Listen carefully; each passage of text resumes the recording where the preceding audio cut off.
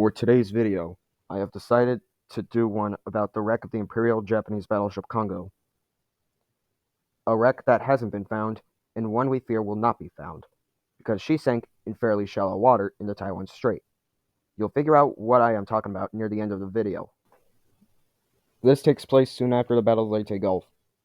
The surviving capital ships retreated and arrived in Brunei on October 28, 1944. There they were, making repairs and refueling for the first half of November. Unfortunately for the Japanese, the Americans ain't letting them rest and recover for another attack.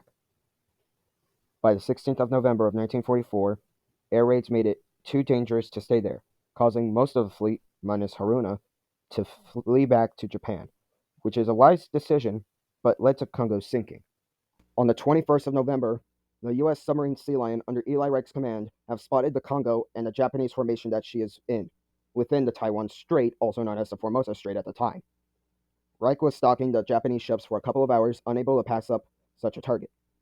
Then by 3 a.m. on the 21st, Sea Lion was in position and fired a volley of torpedoes at a 3,000-yard distance.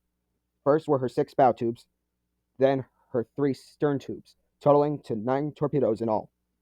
6 of them, likely all of the bow tubes, went at Kongo, and the remaining 3 at Nagano.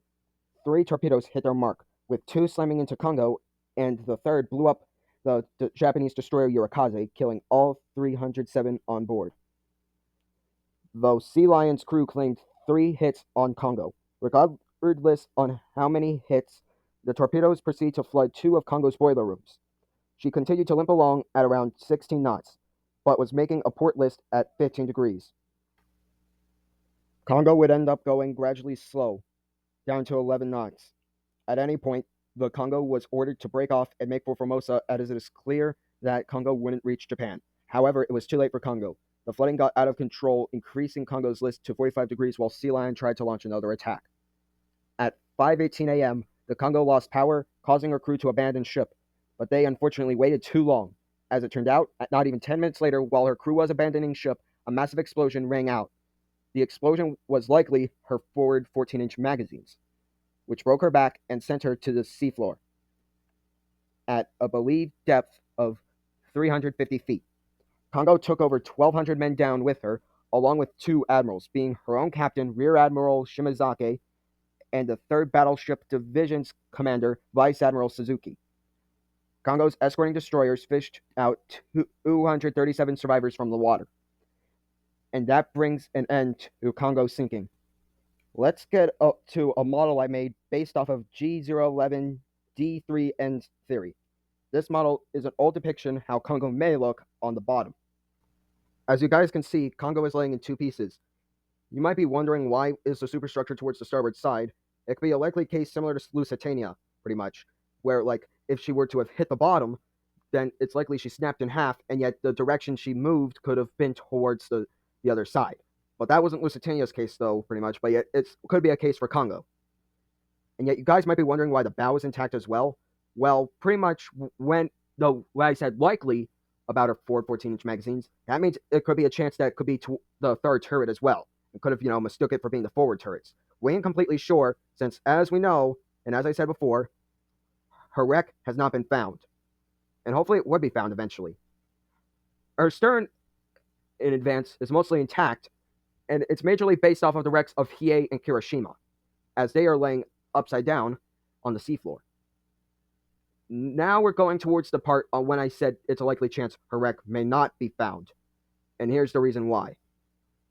I'm sure you guys are possibly aware of the Java Sea wreck salvaging. So this is the point where people may get angry about this, but yet unfortunately it has to be said. I'm sure you guys that were aware of the discoveries of Samuel B. Roberts and USS Johnston within the past couple of years. Pretty much at the time of this post, Victor Vescovo made on his X now, as we call it, he said this: I have sometimes been asked why didn't I release the exact locations of the deep wrecks we found over the past 2 years, USS Johnston and Samuel B. Roberts. Here is why. And shame on the Chinese government for allowing this. Apparently, the Chinese government is allowing wreck salvagings that have been going on, which apparently are still affecting Prince of Wales and Repulse, if no action's taken. Wrecks like Java, De Ruyter, Exeter, and a whole bunch of others that have been salvage victims entirely, it's also a chance that Kongo may not be found. And the HMS Poseidon, which was a submarine, was illegally salvaged in secret back in 1972 by the Chinese. This is one thing that concerns me about the Kongo, because I do not want to deal with the Kongo being salvaged, pretty much. Like, it can anger a lot of fans of the IJN Kongo. And not to mention, it could even anger survivors or the families as well of victims and survivors. It's a shame about what's happening, really. But hopefully one day action will be taken to stop the salvaging.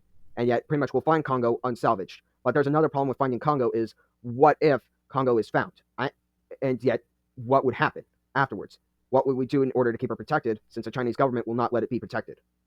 Either it's better off to move her or so, but yet that would be very expensive to do, and yet we would need like big hull freighters like the MV Blue Marlin in order to handle that job for us, due to how big she is. And not to mention the size of Kongo as well, being a wide width, over 100 feet wide. I haven't studied on how wide Blue Marlin may be. So that's another problem we have when it comes to Kongo. Because at any moment now, she might be quickly salvaged. I ain't going to put out the coordinates on where Kongo would sink, because over the chances of espionage, there could be a chance that someone who could be in on the salvagings comes across this video, and yet then could be able to leak out the coordinates on where Kongo had sunk. So that's why I wouldn't put it out there. We have no ways on how we're going to keep the wrecks protected. But yet, Joe Boss 7000 did give me an idea of what could be done to find Kongo in secret. Pretty much so that way we can get a depiction from the sonar. Pretty much, it was a plane that's meant to be for anti-submarines, and yet one of those was used to find the wreck of the Edmund Fitzgerald. If Kongo had sunk towards Malaysia, it would have been a better chance we are allowed to use the anti-submarine plane. But as I said, Kongo sunk in the Taiwan Strait, so the plane would not be that good of an idea. A better idea in order to find Kongo's wreck under the radar would be the kinds of boats that Adventures with Purpose uses. We don't know what kinds they are, but they are small enough and fast and have a sonar equipped to it. So that way it could be a chance we could find Kongo, but it would be harder because we don't know what kind of radius the sonars are. So that could be another problem. But yet hopefully that's the best solution in order to find Kongo. There are different ideas on how to protect the wrecks and even how to protect Kongo. But yet, unfortunately, those kind of ideas can cause a war pretty much if they were created. One is surrounding the wrecks 360 radius down to the last screw with up mines. And the other one is building a ship similar to the Cormoran, which took down the Sydney. But those would not do any avail. This whole ordeal is giving me half a mind, pretty much, of Kongo's wrecked being undiscovered and the fear of not being discovered. Pretty much wants me to start a society to find Kongo's wreck. If you put into the comments hashtag find Kongo's wreck, then you're practically part of the society. Thank you for watching, and I hope to see you again in the next video.